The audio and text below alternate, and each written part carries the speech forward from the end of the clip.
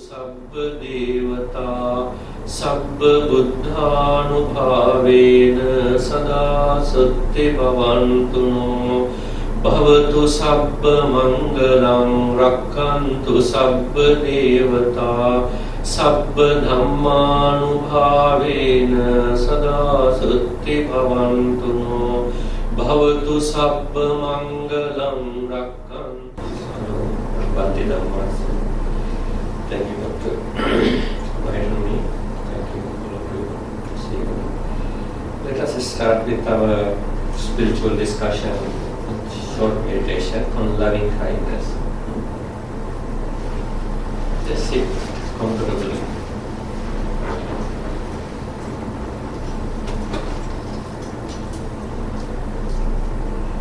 By letting go of everything around you, fill your heart with loving and compassionate thoughts.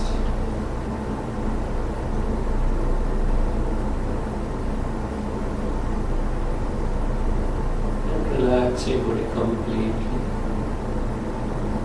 like a piece of cotton, very light and very soft. No any burdens or heaviness or distress on the shoulder, in your mind, in your brain. Very light, very relaxed.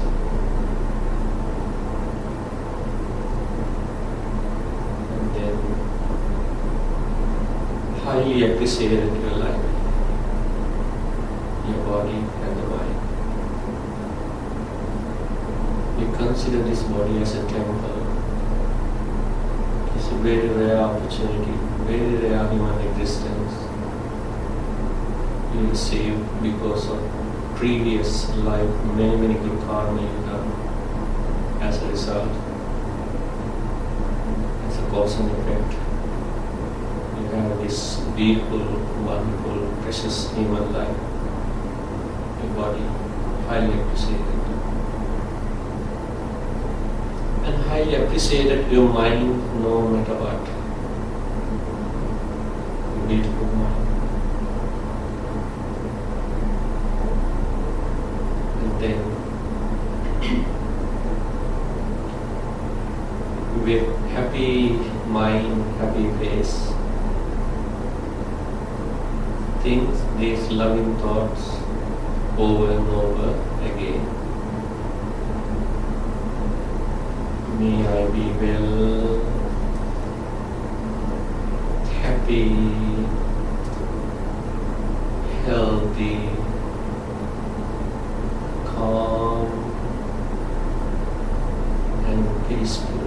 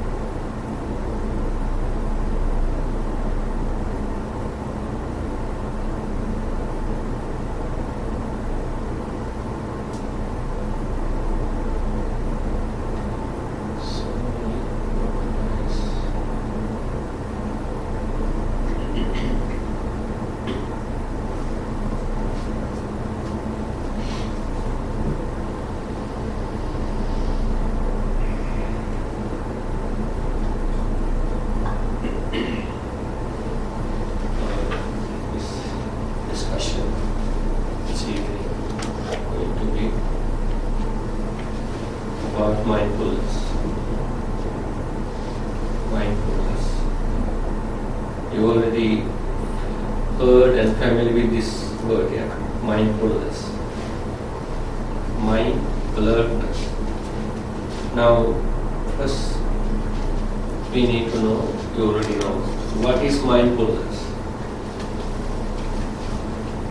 I'll give a simple example, then you can understand what is all about mindfulness.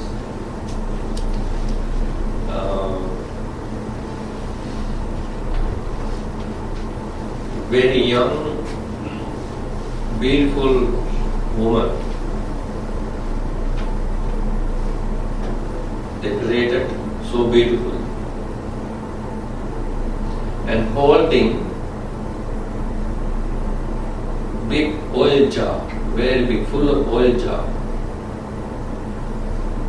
Kings and ministers, thousands of people surrounding.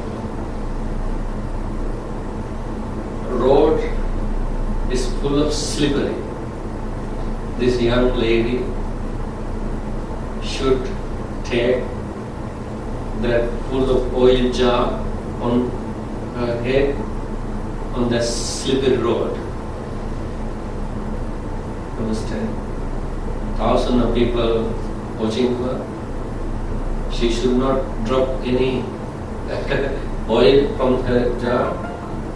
Slippery road, she had to be how much alert.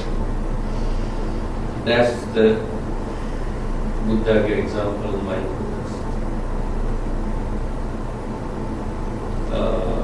Another example, you may see the birds. Birds, they perch on the branches. Sometimes you see they perch on the dry branch. They are not afraid. Why? They have wings. When the branch is going to break it, they know how to fly over. Therefore, consider their feathers as a mindfulness. When you are mindful, alertness, or paying attention what you're doing, what you're talking, what you're thinking, no need to worry about your situation. You are in a dangerous situation. You know how to face in a proper way and in a very wise way, in a mindful way. Another example, I hope you travel, you climb the mountain, yeah? And this might be a very thing. And this gentleman, who you wanted to climb the Himalaya mountain or Rocky mountain, but no shoes, nothing, no any protection for your feet or down. But you notice there are a lot of stone and thorn and sticking and those things in the forest. How are you going to walk it? Be careful, yeah. You know, stone, you have to should not step on it, things like that. That's a mindfulness. Another example, now you are sitting here so calmly and peacefully. What will happen to you if snake going to drop on your lap from this ceiling? No need to say that. See, that's the alertness, that's the mindfulness. See how powerful and how big it is. Front of the red light, automatically you're stopping. Very rarely go through the red light, but mostly because of the red. You're waiting until green comes. Likewise, that's the beauty of the Buddha's teaching. We should not react to anything in this world without mindfulness. In other words, we have to go backward. If some situation comes to our life, emotionally, physically, mentally, verbally, socially, you have to go backward, like a red light. That's a stand.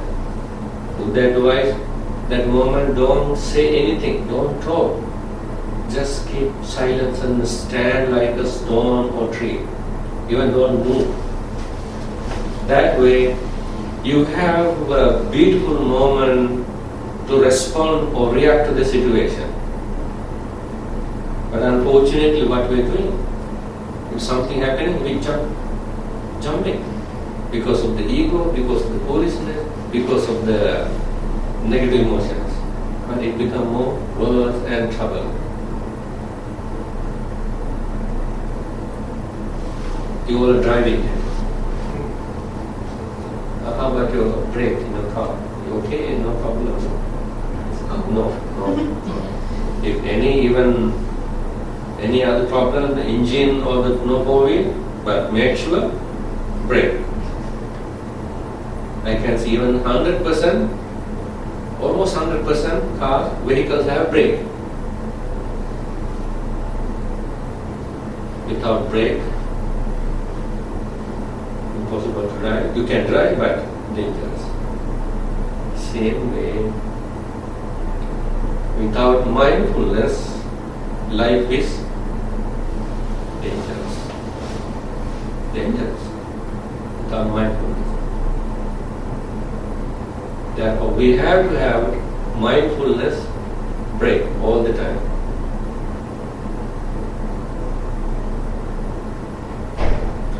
Mindfulness, as I mentioned earlier, in the Western world is the big subject now.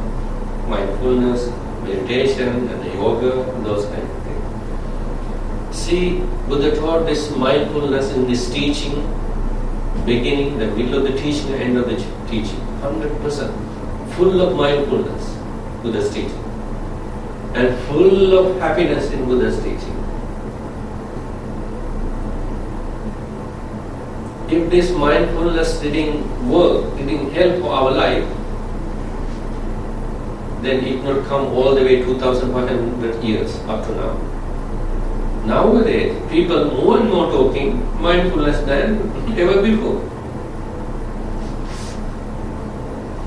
Because we know how helpful, how blissful, how essential for our life mindfulness. I don't like to continue, but I like to participate and then how we can use the thing for our day-to-day life. Mindfulness, not judging anything. We're judging all the time, right? We're judging people, we're criticizing non-stop. But mindfulness, no judging, no criticizing, nothing. Just observing with noble silence. Because we cannot change the world. We cannot change other person's behavior. Only slightly, maybe through example or kind advice. Other than that, that's how the world is moving towards. But it had to come from within. That's why even a city like this, Washington DC here, people more and more, even I heard someone said to me, even the business communities, now they use mindfulness. How to be successful with mindfulness? Good, wonderful. Therefore, it is so powerful thing. The beauty of the mindfulness is shining internally, not externally. Most of things is shining external, but mindfulness inside. And so, the Buddha taught a wise person always keep his mindfulness in front of him.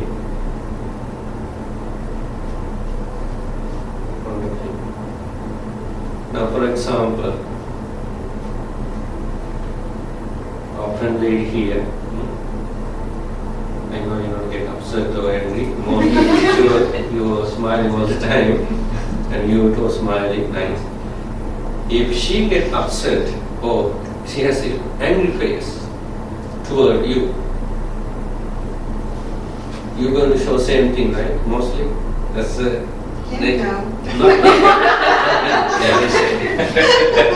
yeah, mostly majority people do show the same thing.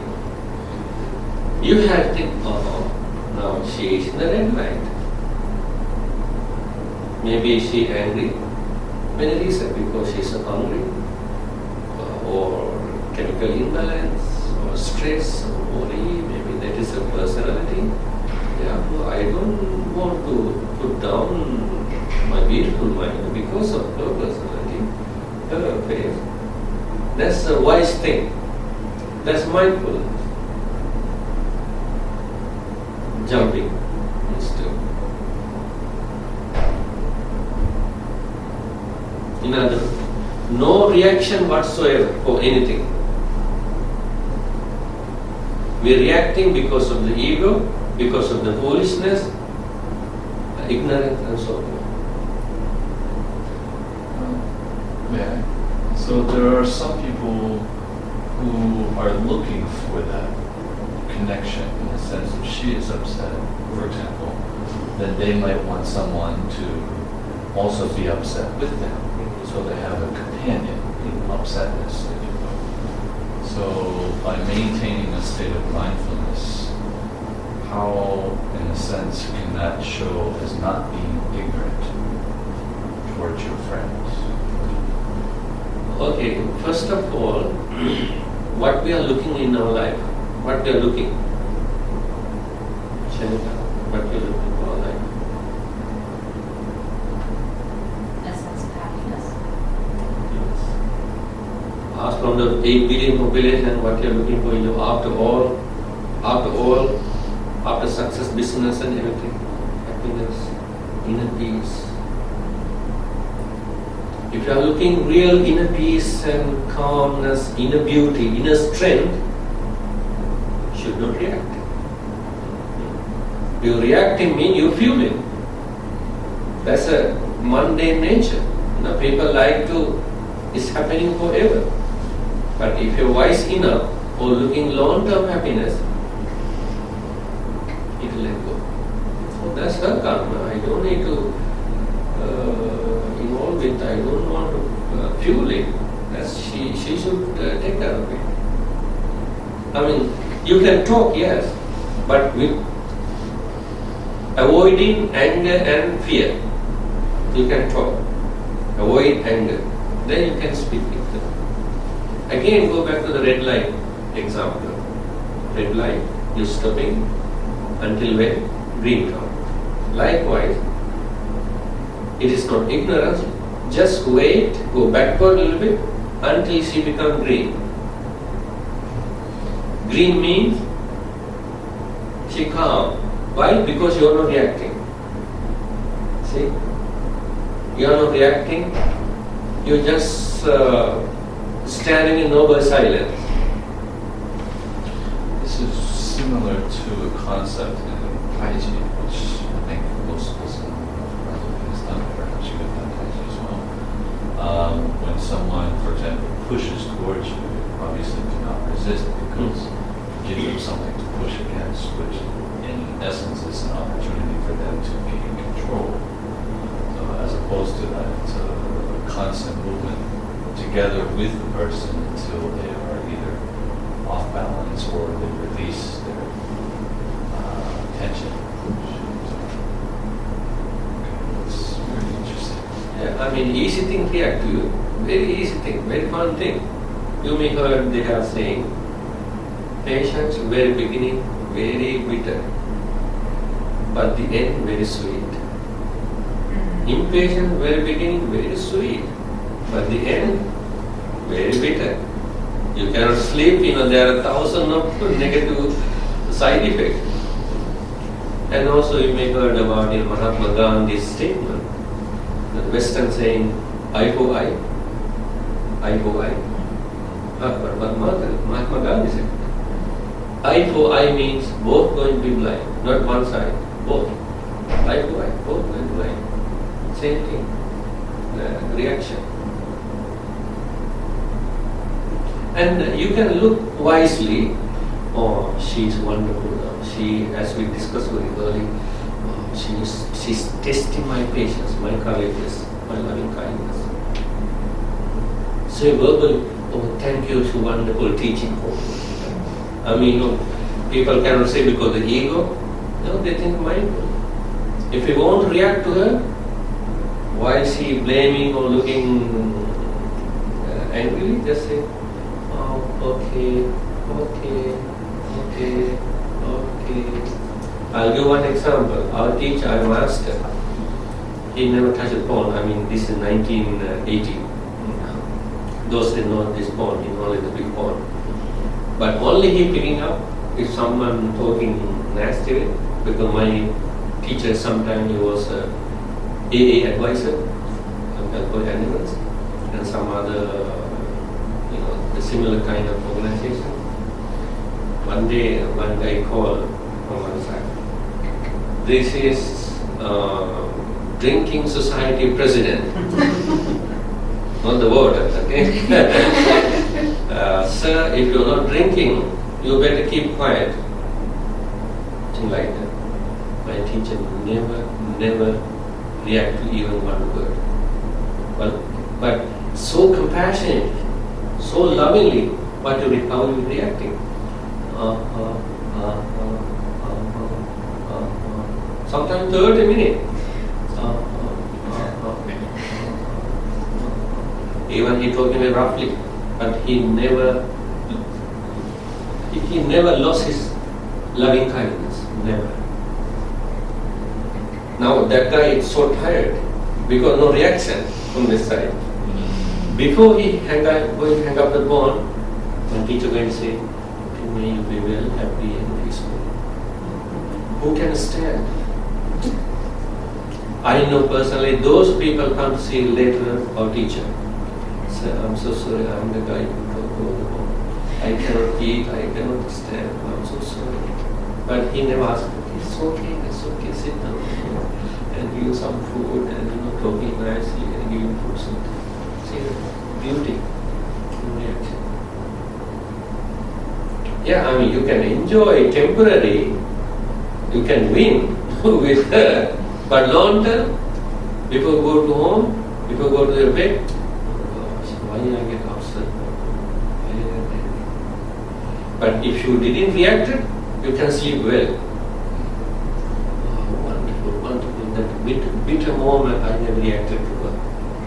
You cannot sleep because why I is or said like that to him. He never said anything to me. Thing like that. You will feel guilty. See? Therefore, it's not ignorance.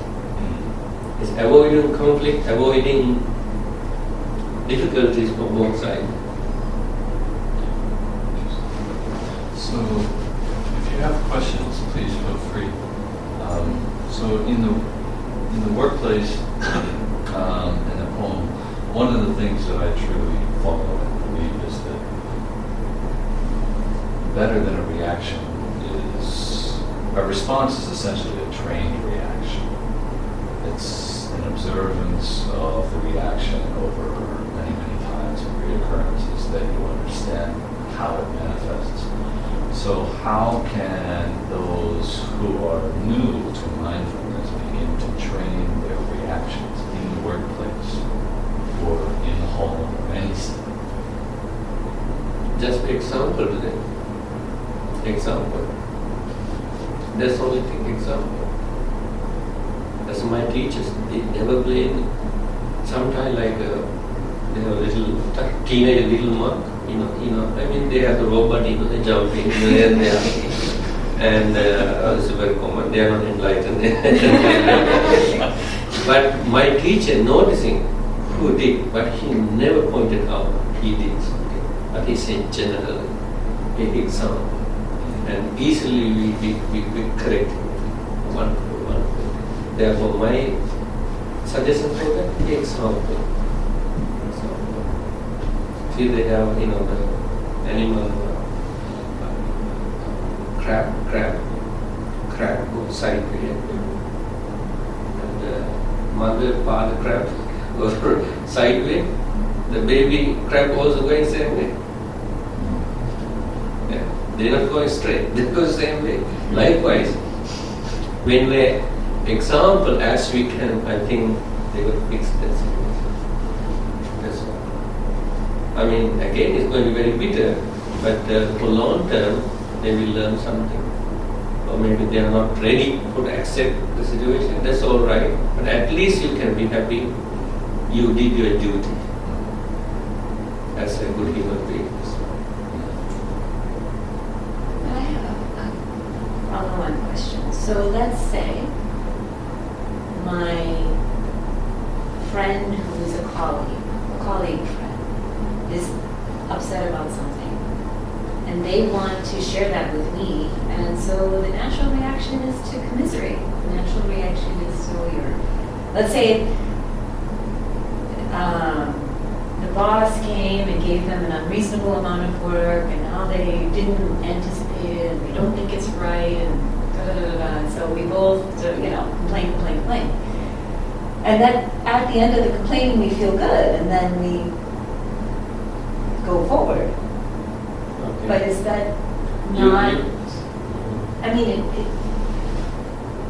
feels good.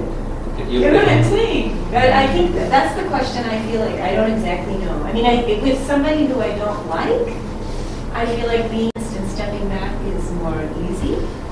But with someone I like, it's not as easy or not as clear. Does that make sense?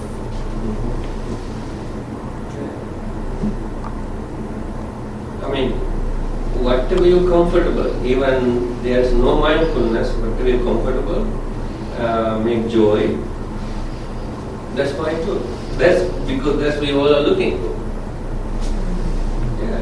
If you're comfortable with it, no harm to anybody, make your happiness increase, your wisdom increase, then you go forward, yeah. Follow it, do it. So that is not disturbing our inner balance. No, because you are joyful.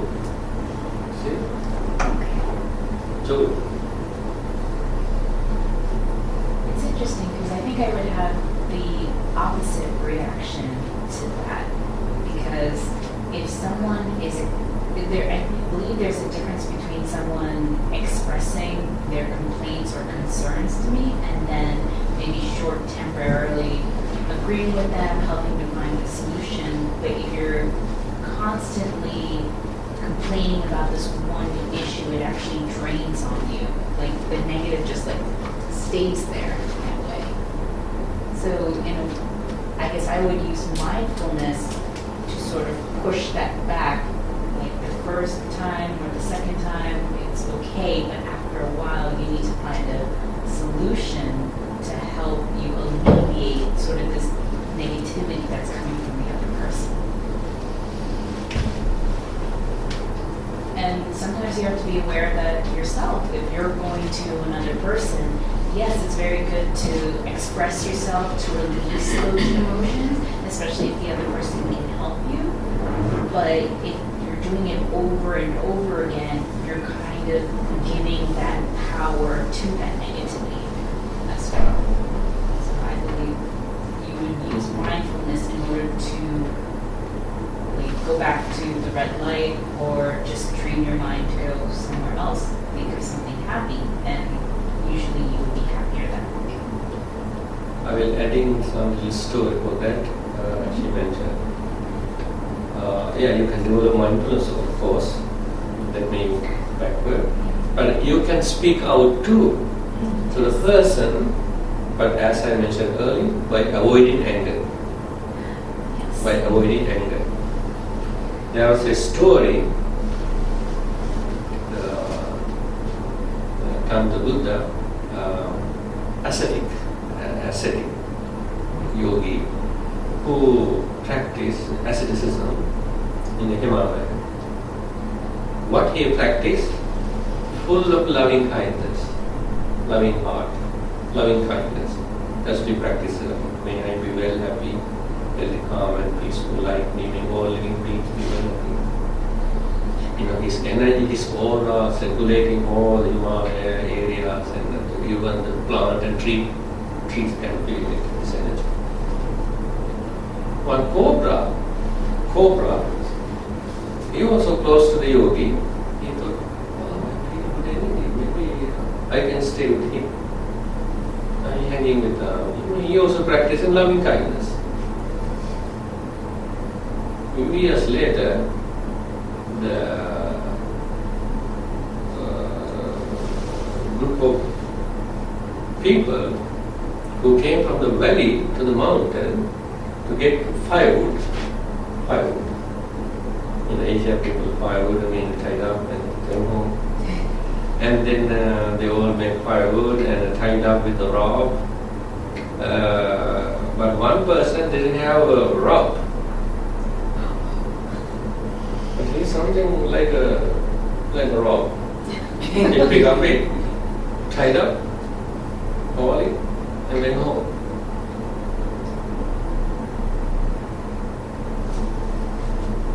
Few weeks later, the cobra came back to the yogi's place. And the yogi asked, I didn't see you for a while, what happened to you? My friend, I practice loving kindness with you. These people, they want firewood, but the one person didn't find a rock, and they picked me up and tied up. I never get upset. I had very painful. I never get upset angry because I practice loving kindness. I don't want to break it. Oh, that's what happened. Then yogi advised him, next time it will happen. Going to happen like that. Make a noise toward them without poison. Make a noise like shh, without poison. You can speak out to the situation for negative situation, but it's full of more loving heart. It's worth it. Because everybody loves in this world beautiful, pleasant words. Buddha tamed whole world because of no any psychic power, anything, but beautiful, pleasant, compassionate words. That's it. There are two things in this world to tame anybody. Tame your husband, tame your wife, tame your children, tame your pets, tame your co-workers or anybody. Only two things. If anything more than that, let me know. Okay? Giving something. Piece of chocolate, whatever food, something giving. Giving. Second thing, beautiful, nice talk. Either nice talk or to give something.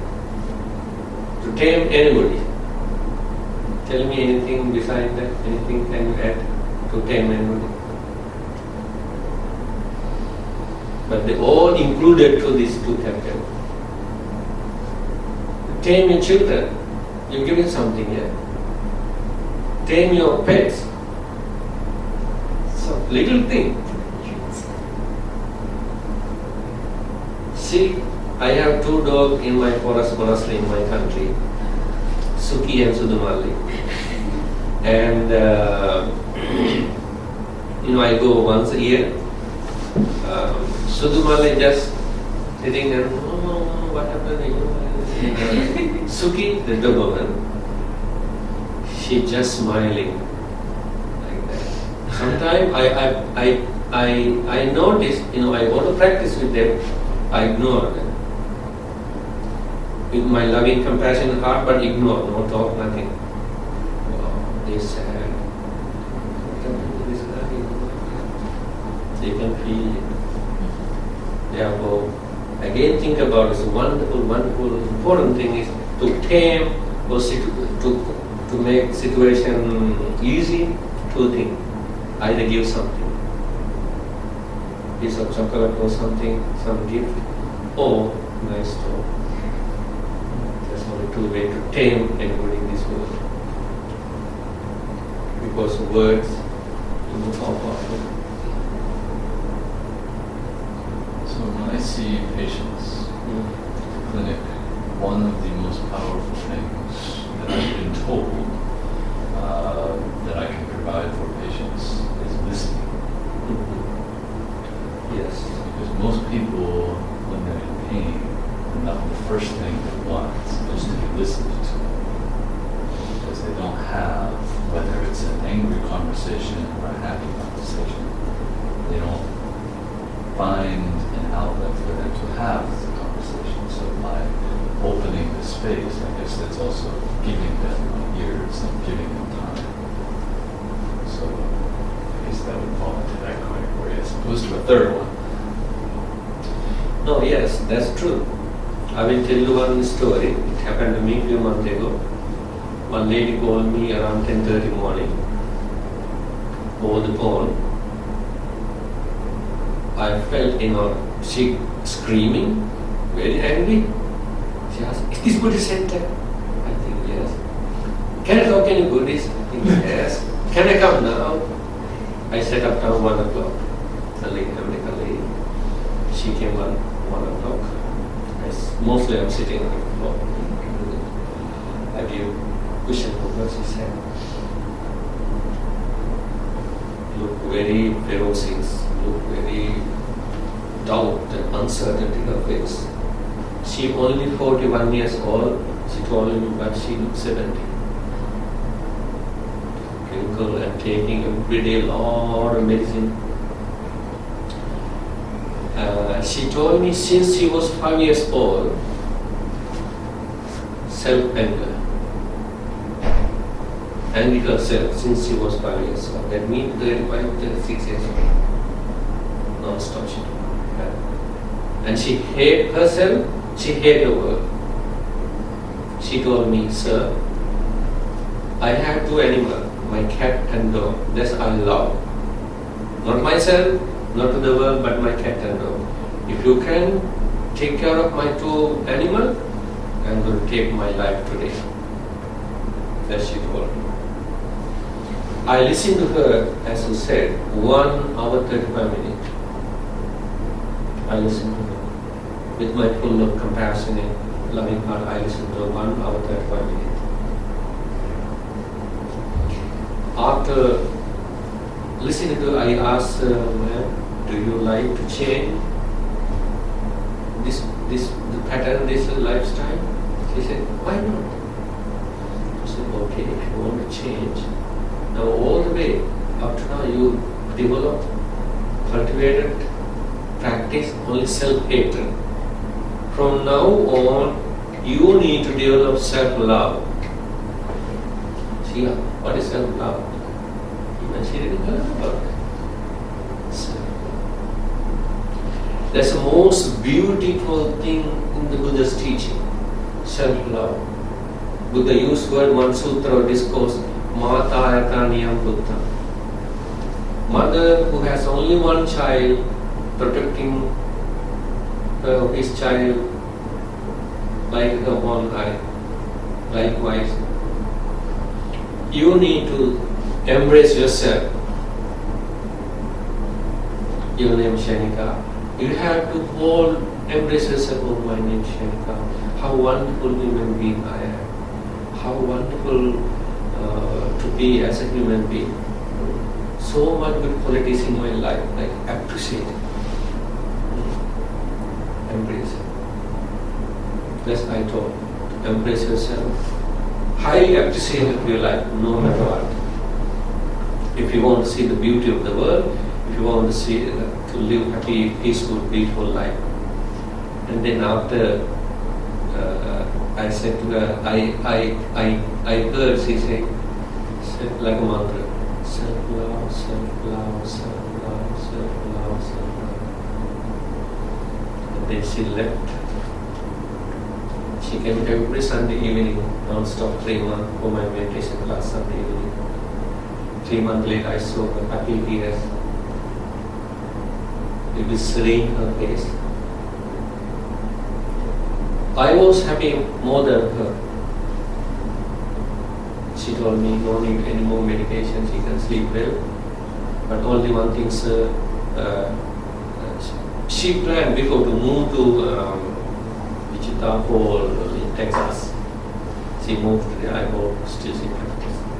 See, the storytelling, the conversation I noticed because of lack of self-love.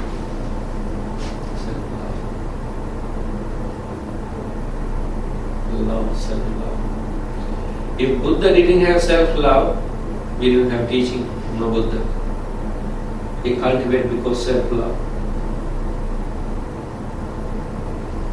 Self-love. I know the Westerners very hard thing, self-love. I notice. But practice it. You can see the beauty. You are no longer worried about the world. You are no longer upset about other people, what they're saying about you or something. Because you protected already. You make a beautiful, nice wall, protective wall surrounding you. You become like a magnetic. Think about, this is a piece of magnet. This is a piece of ferrous or iron. But this piece of iron full of rusty can cross, because rusty. We had to remove the rust little by little to attach to the magnet. This piece of magnet like a Buddha or a Bodhisattva, we call Chinese in Pusa, cannot cross to because of rusty. It can be like a piece of ferrous with a rusty. Anger rusty, fear, anxiety, criticism, worry unnecessarily, and those things. When you're removing little by little, by cultivating self-love, easily we can close to them. What that means? You have already Buddha nature. You have that power. You can heal others. People talking about miracles. According to Buddha's teaching, miracle is nothing but mindfulness. You may be familiar with one Indian guru we know, Sai Baba. Sai Baba.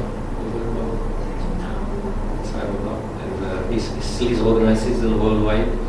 And we have organized in Florida too, and almost all our Indian doctors, we gather in Sunday evening, spiritual discussion. I spent 1 week with him in India in 1990. He died and 3-4 years ago when he was 84 years old something. I saw the miracle, he showed miracles. But he's saying this miracles is nothing. He's showing the miracles because some people don't have faith, confidence. When you have confidence and faith, self-love, you can do many other higher good things. When he was 9 or 10 years old, Sai Baba, he talked to his parents, I am not belong to you.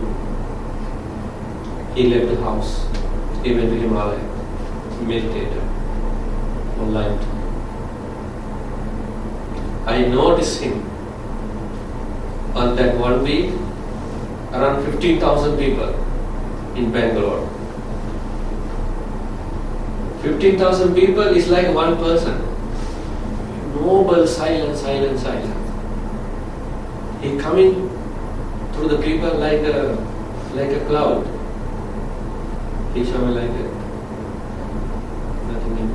Nothing important like that. I noticed all his miracles and all the great compassion, calmness, because of his mindfulness too.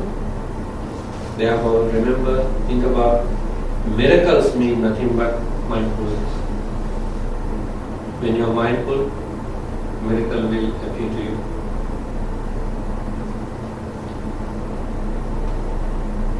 I'm talking too much. I'm sure you have some questions. No, No? I'm just thinking. It's a lot to think about.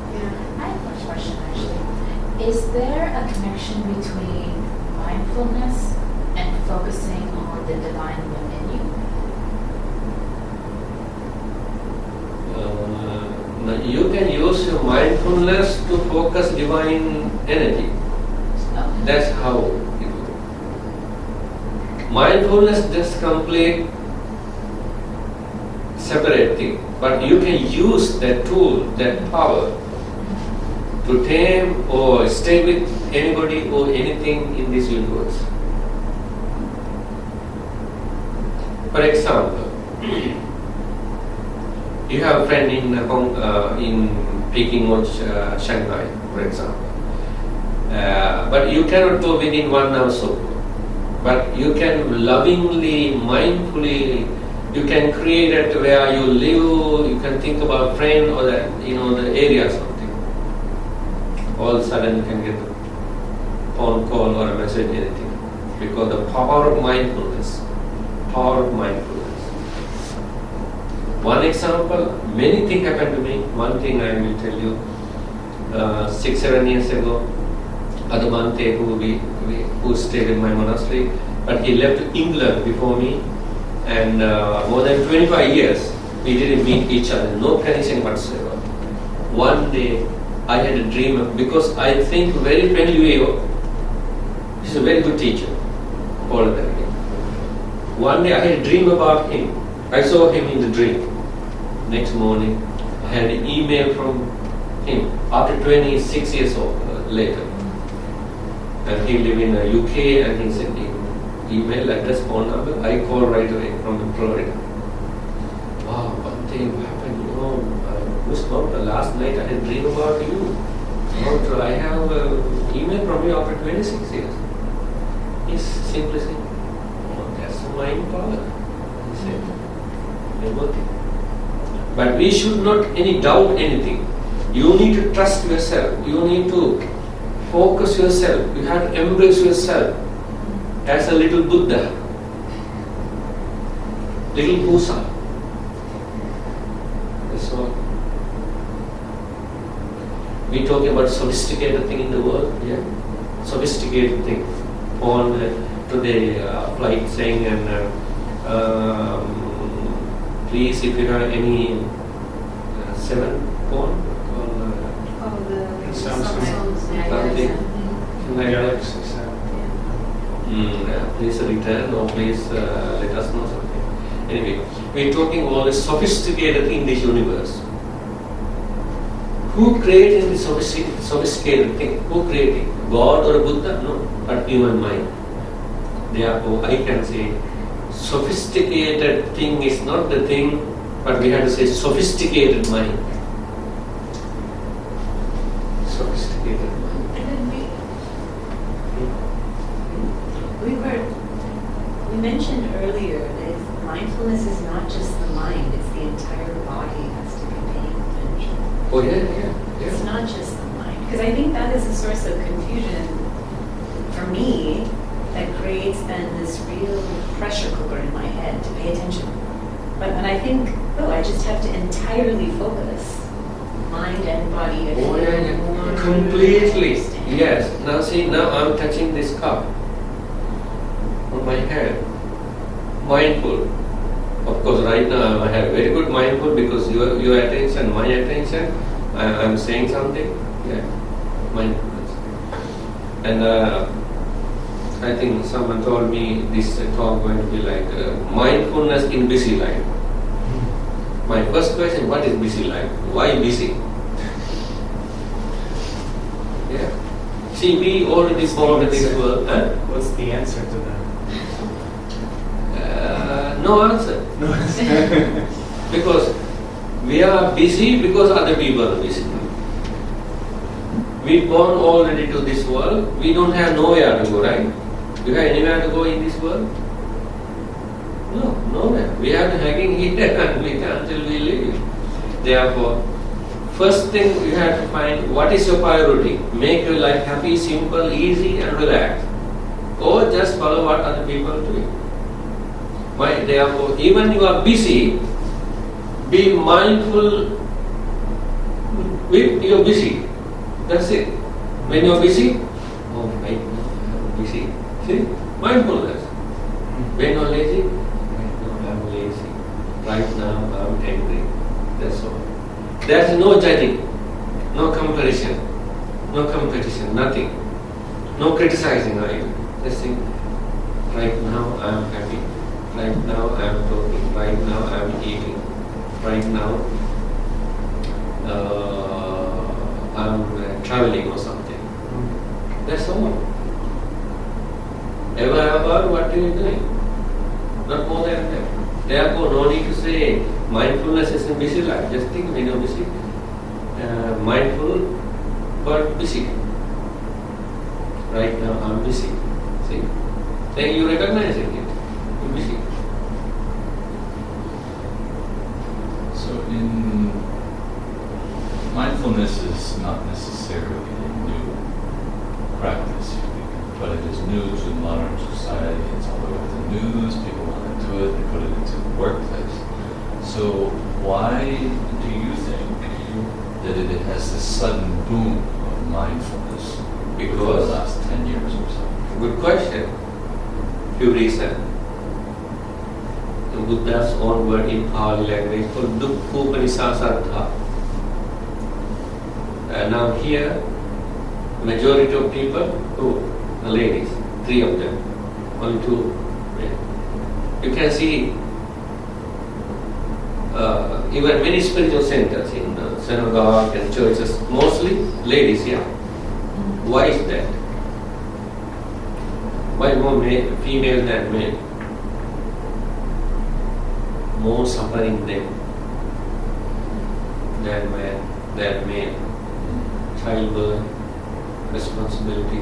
That's why they look in shame. They do this good to the God. Now, last 10 years is more and more. Even the male is more suffering, more stress, more worry, more anxiety. Even though everything now close and near deep to you, all the machine, porn, everything, but more stress. That's why they are approaching the mindfulness and some spiritual state even in different way. And they again stress, worry, anxiety, heart problem, breathing problem. That's why they're looking this shape. That's the reason. Even doctors say nowadays. In Florida, I know personally some churches, most old people who, doctors think, you need to practice the breathing, mindful breathing. Then you don't need any medication anymore. And they ask from the church, you're talking about every day about God, and God told us to meditate, about health. Now they have to use the word meditation. That's good. Meditation in the God. That's fine. It's getting like a mushroom now, getting popular. But remember, in this world, in Asia we call, in England we call medicine, but this country medication. Medication. In my place in Clearwater, Florida, they have a slogan. Meditation is the best medication. Other one, meditate before medicate. See, we are not trying it.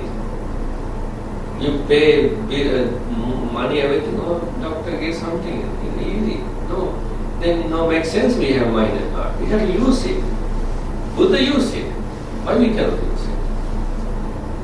Then secondly, you try in other method too. That's why in Buddhism go together, nature and spirituality, the parallel. When you are spiritual, that means you are nature loving person. If you are nature loving, that means you are very spiritual. Mindfulness nowadays, even this second, this moment, worldwide, around the world, doctors, scientists, they experiment about medicine in the lab. Every second, to better medicine for the human body. But we know many medicine side effect. Now, pharmaceutical company, they found, the medicine for the mental problem. But for mental problem, only one medicine. That medicine very ancient and very modern. That is mindfulness. You may heard about if you have time. It's just past 7:03. It's just on. You can go ahead if you have. Then in this story you can understand how beautiful, how essential mindfulness to our life. I'm not sure you heard of the story about it. I will tell this two story. It's happened time with Buddha. Patachara, her name. Patachara, young lady with her brother, very rich family. Parents always looking suitable young man for this lady, young woman. At the same time, other servant boy working their palace, servant boy. When the object close to near to you, more attachment. Therefore, the princess, she can see the servant boy all the time, contacted. Now she hearing the parents looking for suitable prince for her, but she already connected with the servant, poor man. One evening they talk each other. Dear, I love you. My parents looking somebody, but I love you. Let us run away. Midnight they took little cloth and went away. They found them now before they had a luxury life for her. When they went far away, make a little hut, very poor hut. They start their miserable new journey. The servant boy going to labor service, hard work, a little thing. The wife, no good, nothing, very poor. Eventually, she had a baby. Normally in Indian custom, when the mother had a baby, they had to go to the parents' home. Yes. And she told him, now I have a baby, we had to go to the parents. Oh, princess, even don't think about, how we came. Even don't think about. And then she said, okay. And she delivered the baby. Now it's more miserable life. Again, a few years later, again she had a second baby. She talked with the husband, dear husband, I think this time our parents are okay because we already have one child. They will accept us, let us go.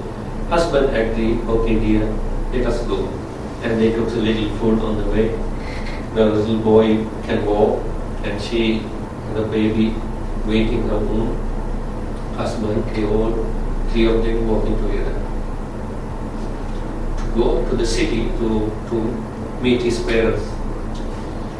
On the way, they had to go through the forest. This happened 2,500 years ago, 6th century BC. And heavy rain came. Heavy rain. Husband went inside the forest to bring some leaves and stick to make a protection for the mother, the wife, and the baby. He went to the forest. Hours and hours. She delivered the baby in the forest with heavy rain. She's screaming, holding the same day born baby, another baby. Now she wandering here and there looking for husband. She found the husband, snake bite and died. Now how painful. Now she going, continue her journey. She had to cross the river, called Achirvati river in India. Big water because of the rain. What she did, she took the same day born baby and crossed the river, went to the other side, put to the river bank. Now she coming this way to get the older child. Now she almost middle of the river. Who came? from the sky, eagle. The same day born baby, like little piece of meat, something. Came, pick up, went to the sky. The mother clap her hand, shoo, shoo, shoo. But he didn't stop. All the child who was standing in this side, he thought mom calling him. He jumped into the water. He washed away. Same day born child took over the eagle and husband died. Now can you imagine the mentality? The name came later, Patachara. Patachara means even no clothes. How she mad? Now she wandering, screaming. Someone coming from opposite directions. She asked, do you know about my parents and my brother? He said to her, dear sister, very sorry to say, last night very heavy rain. You can see the mountain. That's your parents' palace burning. They gone. Your brother also gone. She became more mad, like a lunatic. She don't know what to do, running and running and running.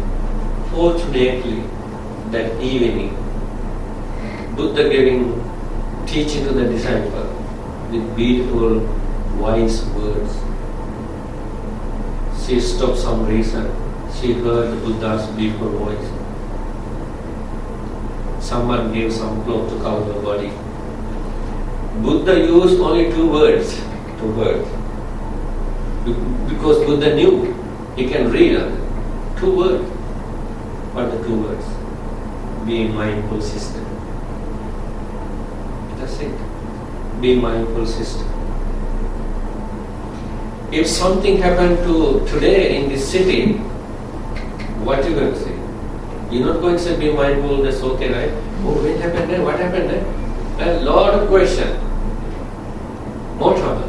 But Buddha asked to her, be mindful, sister. She listened to Buddha's teaching. Later she became one of the very distinguished Buddha's female disciples. This happened 6th century BC. Same way we have said today, be mindful, doctor. Be mindful, Radhika. Be mindful, Bhante. There's no other way to resolve our problems.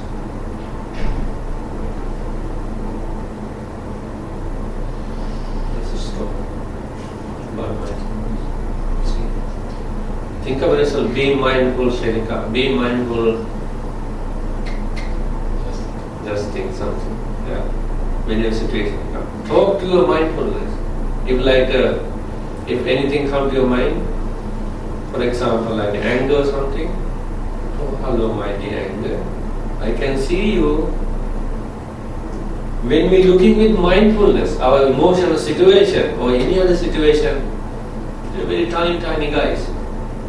If there's no mindfulness, we can see like a universe. That's the difference. But with mindfulness, light, very tiny guy. Oh, I found a very little guy. Wow, even I can see you.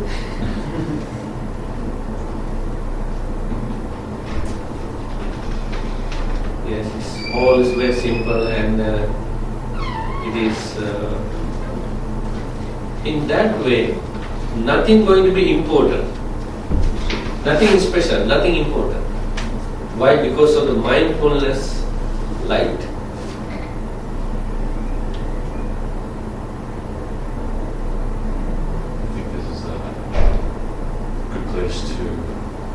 Close, considering being mindful of the time.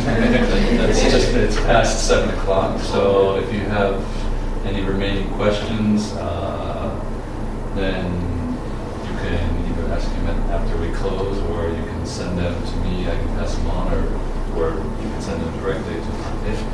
But on behalf of Clinic, Mindful Medicine, everybody here, thank you for coming and offering your time. I hope especially that you will come back and join us for next visit to DC. Okay. Yeah, my blessing to all of you, and we all are just one human family. Maybe color difference, but remove the skin, inside are the difference. We all have same senses, same feeling, same emotion, same need. Therefore, only one thing Buddha advises to do is mindfulness. Be mindful in this situation. Even a little minor thing or a big thing. Mindfulness is the first priority. Again, go back to the red light. Stopping red light. Likewise, any situation in front of you, passing by, be mindful. Oh, red light. And wait until green comes. And other thing to resolve many of problems, noble silence. When you have problem, just talk to your own best friend. Who is your best friend going to be? Your mindfulness friend. Before you go on to other people. Talk to your best friend. Mindfulness, my best friend, I have this situation. Can you give some advice how to resolve this? See, you talk in your own mindfulness. I think it's a wonderful evening and very enlightening. And remember, think about, I'm talking not only for you, to myself too. Okay. And you don't need to accept what I said. It makes sense to you. Follow it. If not, don't worry about it. Okay, thank you. This evening is a beautiful evening. And thank you, Radhika. Thank you, Doctor. Thank you, all of you. And your time, your wisdom, your knowledge, your patience, your courageous. This is the whole benefit for you. You always do something for other people, but today for yourself. Therefore, this is the healing, enlightening energy for all of us. By the power of this all wholesome thoughts and action this evening, may all your good wish fulfill to find the inner peace, tranquility, equanimity, and great peace and wisdom. Bhavatu sabba mangalam rakkantu sabba devata sabba buddhanubhavena sada satti bhavantu no. Bhavatu sabba mangalam rakkantu sabba devata sabba dhammanubhavena sada satti bhavantu no. Bhavatu sabba mangalam rakkantu sabba devata sabba sanghanubhavena sada sutti bhavantu no.